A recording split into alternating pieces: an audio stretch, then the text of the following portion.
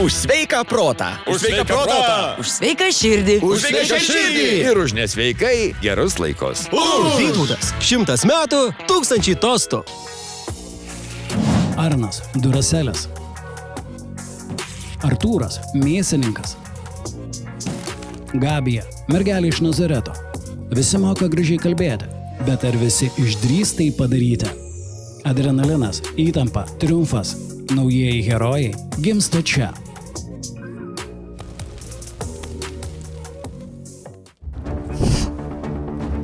Gyvenimas ir mirtis. Nuspręs ratas. Girdėjau, kad turi tokių ambicingų planų atidaryti kliniką. Nėra pinigų po žmogų. Saulė nusileido, pažiūrėjo panoramą. Aš labai džiaugiuosi, kad gyvenu Lietuvoje.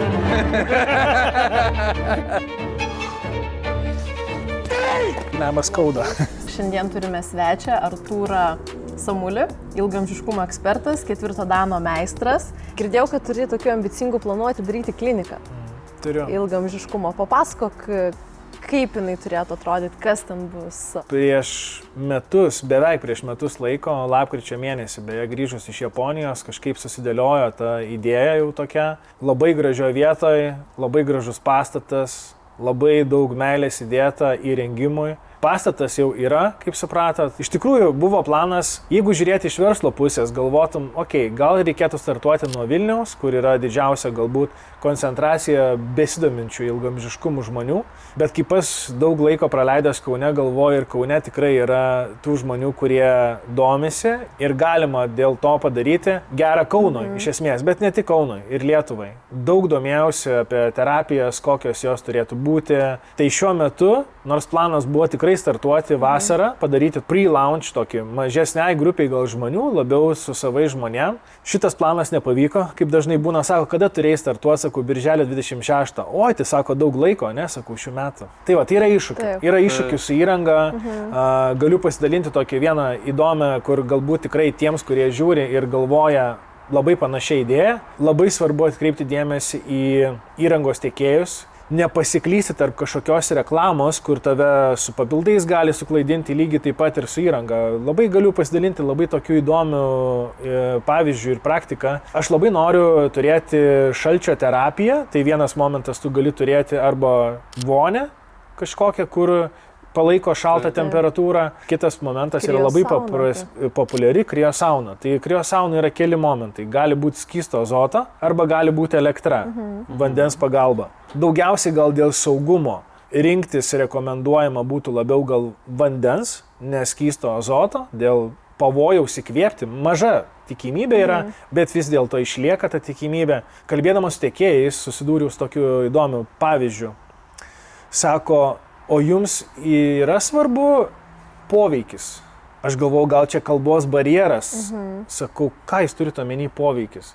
Sako, jums svarbu, kad būtų poveikis toj kriosaunai ar tiesiog, kad būtų šalta? Sako, jūs juokaujat. Nesako, bet žinokit, taip visi ir perka. Nesvarbu. Ir mane tas labai šokiravo. Tai galima nusipirkti, kad būtų tiesiog poveikis, o gali būti, kad tiesiog bus šalta žmogui. Jo, nes kainų skirtumais, jeigu taip operuojant pinigais, pavyzdžiui, bus tiesiog, kad šalta bus 50 000, o jeigu jau yra su poveikiu, tai 100 ir daugiau. Ar paprastas žmogus atėjęs gali atskirti, kokia tai ta kriosauna? Čia man atrodo, kad ne. Tai čia yra labai svarbus momentas, kalbant apie mūsų projektą, kad būtų poveikis. Tai pas tave klinikai gausim poveikį atėję. Poveikį. O kas dar bus, pavyzdžiui, kriosauna? Kokios dar ten ar praktikos, kas vyks? Kaip galima įsivaizduoti, kad pačiupinėti? Yra tokia gal šventa trejybė. Daugiau yra šaltis, yra deguonis, tas pats kvėpavimas, hiperbarinės kameros, yra raudona šviesa, kur vis daugiau apie ją yra kalbama. Ir ta tokia šventa trejybė, kaip aš vadinu, prasideda visas triukas protokoluose. Tai dabar dirbam ties protokolais, nes čia yra labai svarbu, kaip tu tą sudėliosi, kokiu dažniu, kaip žmogui reikia. Ir visa klinikos esmė yra, aš labai noriu įgyvendinti tą tokį bendruomenės projektą, kaip yra atominiai žmonės, yra bendruomenė.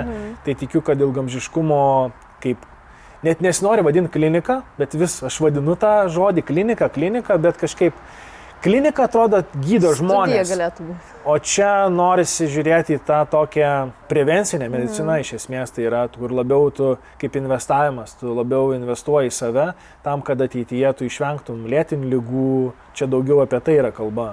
Tai protokolai, ne, kad vat, juos teisingai sudėlioti ir turėti geriausią poveikį, nes bendraujant ir su tuo pačiu Vaidu, kur minėjau jau ne kartą, sako, Artūrai, būtų labai faina ir lengva, jeigu tu galėtum paimti vieną straipsnį ir tą straipsnį perskaitęs matytum, kad yra tiek deguonies terapijos, tiek šalčio ir čia yra auksinis standartas. Gerbėmieji, mes esam 2 minutę ledo vonioj. Reikia papildymo dar, truputėlį mėsininkai nežviški, dar šalčio. Ir dar keletas klausimų.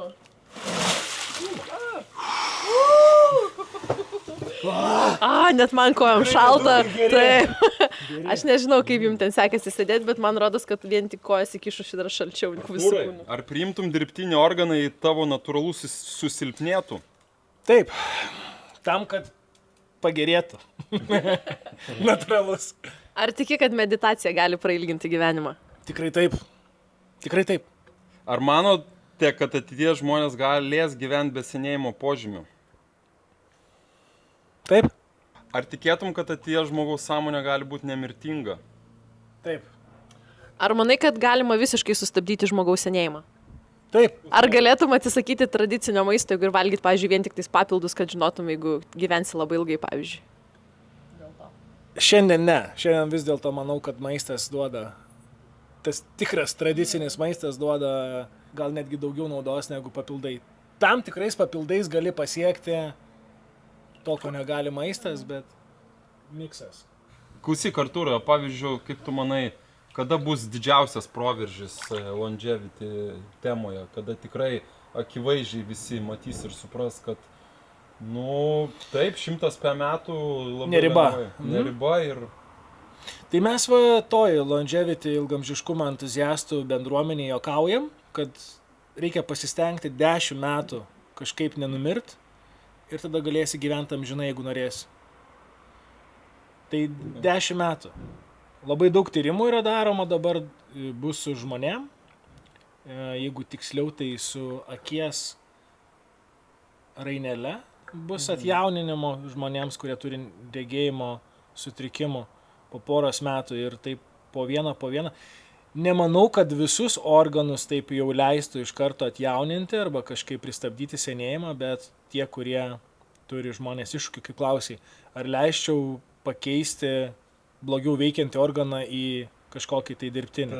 Tai va čia apie tai ir yra. Man atrodo, kad ilgamžiškumo, jeigu žmogui galima pagerinti gyvenimo kokybę, pakeičiant, kodėlgi ne. Ta prasme, turiu omeny kažkokį organą, arba net ne tai, kad organą, bet iš esmės galima pakeisti daug dalykų mokslo pažangoje. Bioetika labai daug dalykų neleidžia, nežinau, teko gal girdėti, bet galima ne tik sustabdyti, bet galima... Jo, dėl to ir neleidžia, bet šiaip iš esmės tai su pelėmis jau yra padaryta, yra pasendinta pelė, yra vėl ta pati atjauninta atgal. Galima iki embriono lygio jau atsukti gyvenimą atgal. Tai iš esmės apie sustabdymą yra daugiau gal taip kalbama, laisviau, kad tu gali pristabdyti, nes yra moralės normos tokios labiau suvokiamos. Ir iš vis norėčiau tokį bendram tokiam aptarimui, tokiam, žinai, kad faina būtų galvoti ne apie 150, 200, tuos tokius jau skaičius, bet galvoti apie kokius 80, bet sveikų, bet labai sveikų, kur tu gali apsimauti bėgimo batelius ir bėgti, gali kelti kažką sunkesnio, žinai, kai tau yra 80. Gali sėsti ant dviračio, pavyzdžiui, važiuoti ant 200 km, taip kaip tą darai 30.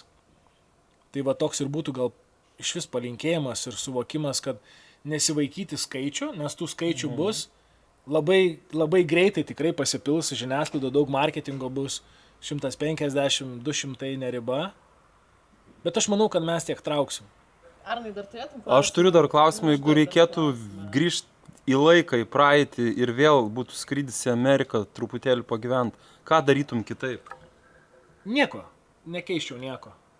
Iš esmės nekeiščiau nieko. Taip kaip buvo, taip viskas turėjo būti. Štai. Tai manau, kad vyrai jūs čia jau labai ilgai sėdit. Kiek, Arnai, minučių jau paskaičiavai? Virš 5 minučių. Tai galima dar pasėdėti, jeigu norisi, bet mes jau blitz klausimus pabaigiam. Tai ačiū. Vau, iki kitų kartų. Žaibas. Daug žaibą. Ačiū labai. Mėgsti ekstremalius iššūkius, spausk like, užsiprenumeruok mūsų kanalą ir pasidalink su draugais. Gerbėmieji, kiekvieną antradienį per Delfi TV mūsų laida Du šalti vienas karštas. Ką norėtų matyti mūsų svečiuose, rašyk mūsų Instagram'e. Du šalti vienas karštas. Jeigu nespėjote išgirsti arba pamatyti, taip pat mūsų laida yra ir Spotify platformoje. Tavo palaikymas mums padeda kurti pačias įdomiausias laidas. Gerbėmieji, laikinkit, prenumeruokit ir dalinkitės gerą žinią. Tai vat, pavyzdžiui, žmonės iš periferijos, jiems labai daug dalykų yra brangu. Ir vat atrodo ilgamžiškumas ten susijęs su visokiais ten papildais, tyrimais, su visokiais tyrimais, jau siuntimas į kitas rinkas. Tai daugeliu žmonių gyvenančių periferijoje, mažai uždirbančių, tai atrodo, kad tai labai brangu. Ir mes turime čia mūsų Zigmą, kuris turi klausimą. Dar vieną. Tai vat iš rubrikos liaudiškai. Dar vieną. Dar vienas klausimas. Ką galėtų padaryti, neturint didelių pinigų, kad gyventų ilgiau? Va tai va. Nėra pinigų pa žmogų. Jisai gyvena taip, atsikelia 5, sutvarko ūkį, saulė nusileido, pažiūrėjo panoramą. Ką jam daryti?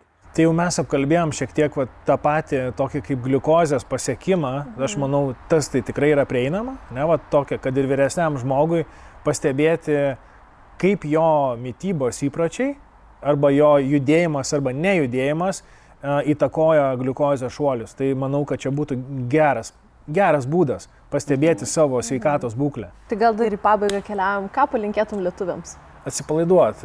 Ir kiek aš matau, keliaudamas, aš labai džiaugiuosi, kad gyvenu Lietuvoje. Ir labai džiaugiuosi, kad esu lietuvis. Aš irgi kiek keliauju, kažkaip man Lietuva, wow, atrodo. Ramu čia pas mus čia. Tik tas šiltasis sezonas ilgesnis, jeigu būtų, tai tobula. O ką palinkėtum savo? Pirmų 3 žingsnių. Aš pajaučiu, kad čia būna ta vieta, kai aš pastringu kažkur ir aš žinau, kad va tie pirmi 3 žingsniai man padės išeiti į 4, 5. Va, ir jūs man iššūkių visokiausių Tai va, ir atkeliavom į iššūkio ratą, tai aš tau 1, 2, 3. Aš tau noriu palinkėti, kad viskas lengvai ir harmoningai, kad Kaune kaip Palangoje vyktų. Sklandžiai, sklandaus atidarimo. Gerai, ačiū labai. Ir aplankysim. Būtinai Užsuksim. pakviesiu. Ir mes čia turim tokį iššūkių ratą, tai norim tave labai pakviesti jį pasukti ir pasižiūrėsim, ką išsuksi. Gerai, varom prie iššūkių rato. Ačiū. Šuoliuojam. Sveikas, Artūrai. Sveikas. Malonu. Artūrai. Rubrika Artūras pas Artūrą šiandien, kaip visada, keičiam biškį stilių. Kažką ten papasakoju, girdėjau, ilgiau gyvensim. Aš jau matau, kad čia nebebus lengvai. Ne, čia jau mes nekalbėt susirinkom, kaip sakoma. Turim kelis ir su tavo tema susijusius iššūkius, bet kelis ir beveik atvirkščius. Tai pasižiūrėsime, kasgi šiandien iškris tau ir ką bandysim daryti su tavim. Tai ką, imk, suk, žiūrim. Sukam šitą, nežinau, gailestingą ar negailestingą ratą. Gyvenimas ar mirtis.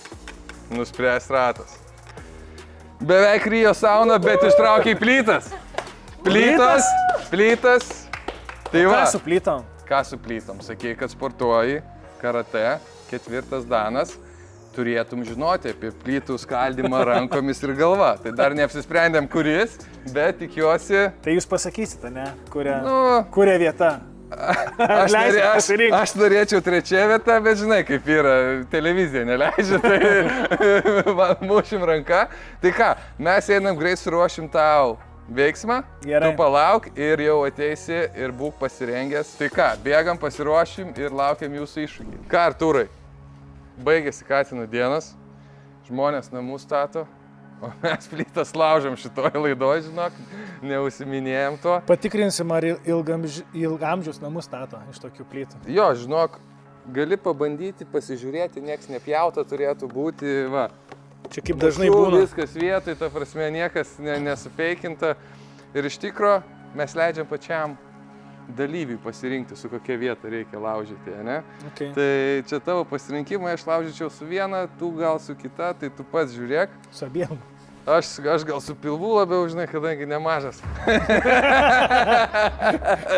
Tai susikaup, atsipalaiduok, pamiršk viską ir laukiam rezultato. Gerai.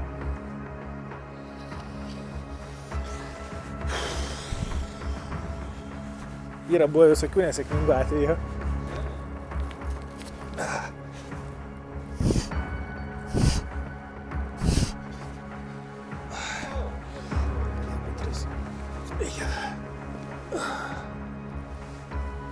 Alkūnė. Patys nemėgstamiausi kokiena iš tikrųjų. Nieko čia sveiko ir nieko ilgamžio, jeigu taip rimtai. Taip daryti. Gerai.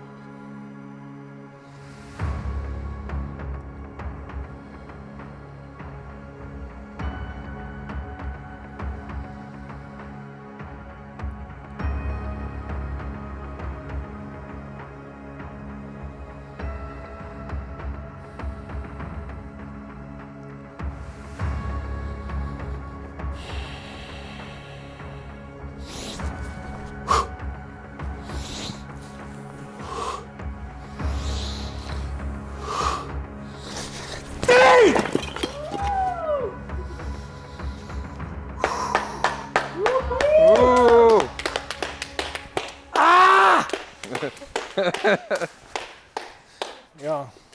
Sveikinu. Tam, šaunuolis. Įspūdingai. Wow. Lemą skauda. Skauda? Jo, žinai, čia, nėra toksai. Čia žiūrint, kaip pataikysi, žinai, kuria vieta. Pavyzdžiui, ta pati pirtis. Ką apie pirtį manai? Aš Nes kai kurie irgi sako, kad labai gerai yra pabūti jau ten iki maksimaliai, kol negali sėdėti. Aha. Ten išsiskiria irgi, aš jau tiksliai moksliškai nepasakysiu, Taip. bet kažkas išsiskiria į kraują ir kad irgi skatina tai ilgamžiškumą. Tai pirtis vienareikšmiškai. Kalbant, nežinau, jūs esate labiau specialistai, bet apie sauną kalbant, apie sausą, turbūt tokį karštį. Bet čia vėlgi, nesu specialistas, kad pasakyčiau, moksliškai irgi nepaaiškinsiu, bet apie pirtį yra kalbama, kad pirtis padeda ilgamžiškumui. Arba, pavyzdžiui, Taip. badavimas, nes irgi kažkas ten vieną dieną badauja, kažkas protarpinį daro, kažkas ten, pavyzdžiui, 4-5 dienas badauja. Tas, pavyzdžiui, 4-5 dienų badavimas yra organizmui, ar tai yra per didelis stresas?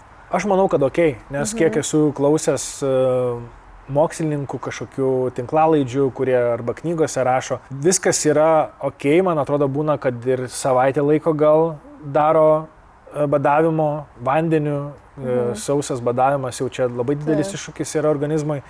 Bet aš noriu pasakyti, kad irgi, kalbant apie tuos mitus, nemitus, kad žmonės nepasiklystų kažkokioje reklamoje, ir skatinime, čia ilgamžiškumas, jeigu Artūras badauja 3 dienas, tai ir aš taip darysiu. Taip.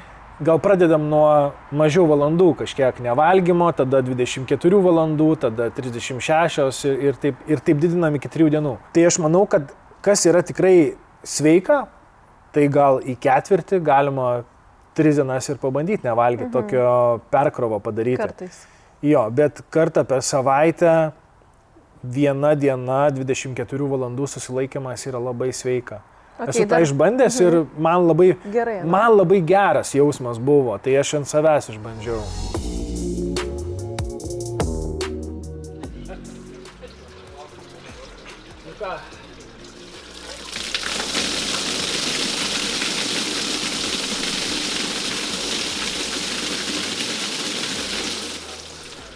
Nu, Artūrai, duok žaibą.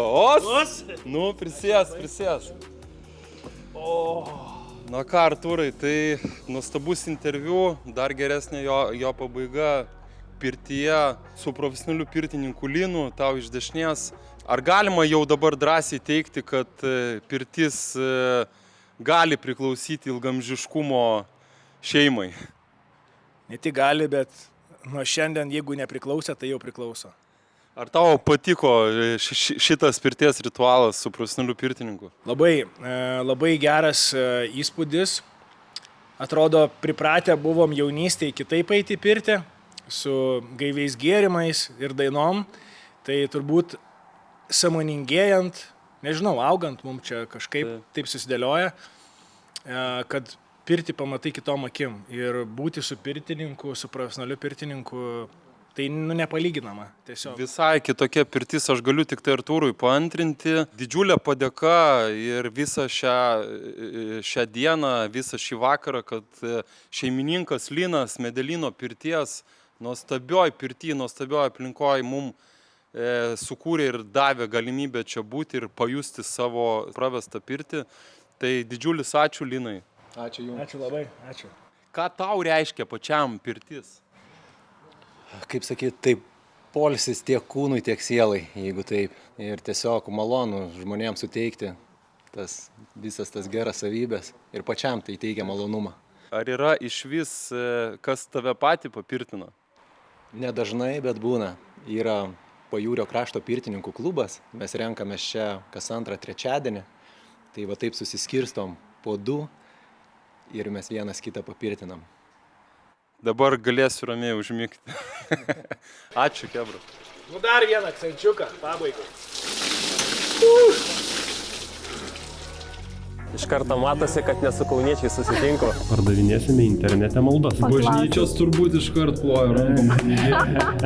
Mantas! Mergelė, aš jau to nebeprašinėjau. O, kaip gerai. Tai vakis mirksi, sakau, davai. Čia 2-3 lavonus gal ir sutalpintum, bet nemėgdyt žmonės. Dabar turbūt salėje daugiau hipsterių sutiksi. Kaip sesė reagavo? Mes gertų.